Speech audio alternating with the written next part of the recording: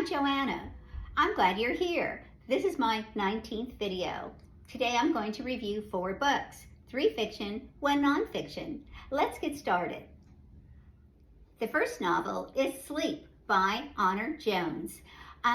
This author is actually a senior editor for The Atlantic, so she does have a command over the language and she does write beautifully. The story incorporates the cycle of a young girl named Margaret. It begins when she's 10 years old, and then she becomes a woman, and then a mother. The reader will be able to glean a lot of the childhood familiarities because there's a lot of that general, upbringing that most of us can relate to. So this also has some sensitive material. The story is when Margaret is about 10, she is molested, and that trauma is imbued in her psyche throughout the novel. She is trying to understand what happened to her. I mean, it's interesting because it lays dormant, but small things can trigger it, and when it surfaces, that's when the complications, happen. So it affects her relationships with, her friends, her mother, her boyfriends, her husband, etc. She questions herself, she makes excuses, she lives with this incredible guilt. So again, the author writes beautiful prose. I'm invested in the story as I'm reading it. I want to know what happens. The thing that I did have an issue with was the sex scenes. They're pretty graphic. I don't believe that. I need to know that to understand her intimacy. I skipped through a lot of those parts. I'm not a prude, but I don't think that was so necessary for me. But overall, it is a good story. I enjoyed it. I think you will too. I give this book 4 stars. Book number 2. Big Bad Wolf by Leonie Swan. Apparently this book was published about 15 years ago by a German author, and just now it's being translated in English. The setting is in France. What I didn't know about this novel is that it is a sequel to 3 Bags Full, which apparently is being made into a movie. It stars Hugh Jackman and I don't remember others, of course. So the interesting thing about this story is that there are goats and sheep, and the story is mainly told through their perspective. They're personified, and it's kind of funny because they're still animals and they're trying to perceive what humans are going to think, or they're not familiar with idioms, or they're not familiar just with human thinking and reasoning. So that brings a lot of hilarity to the novel. So it is a mystery. There is a murderer out there killing, sheep and deer and foxes and even humans.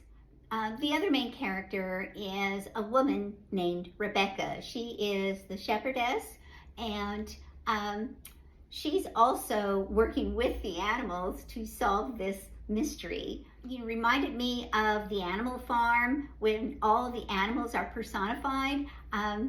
That's an old book, and the topic and subject is completely different, but I enjoyed it. I'm not sure if this book is for everyone, but I give this 4 stars. Book number 3, Fitting Indian by Joyati Chung.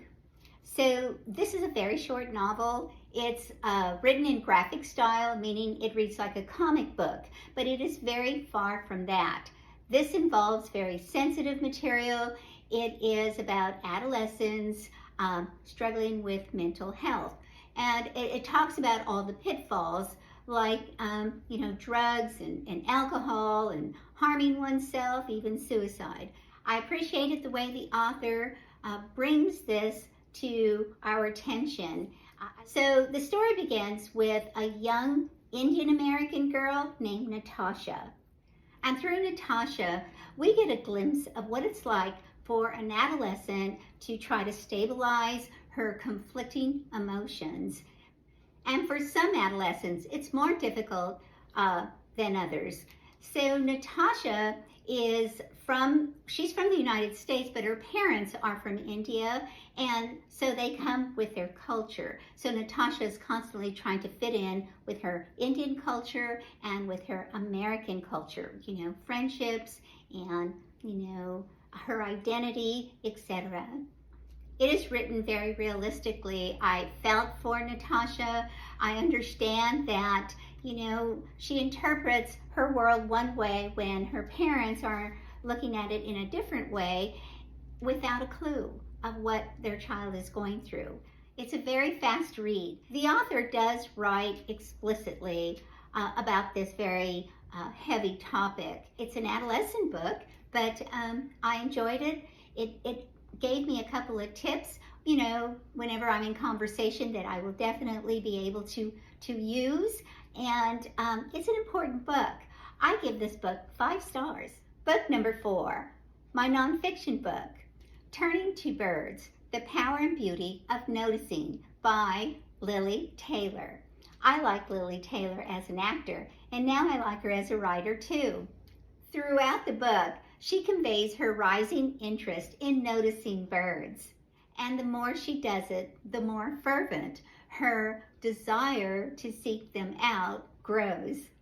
She currently sits on the Audubon National Society, and she does feel like a novice, she says, but throughout the book, she does teach us bird watching skills, though fundamental, like listening, observing, being patient. And I liked reading and learning about, common birds and birds that I was not familiar with, which are many. It's beautiful and nicely illustrated.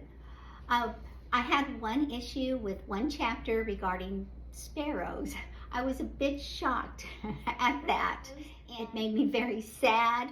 I have a bird feeder with a camera on it, and it was given to me by my son and daughter-in-law.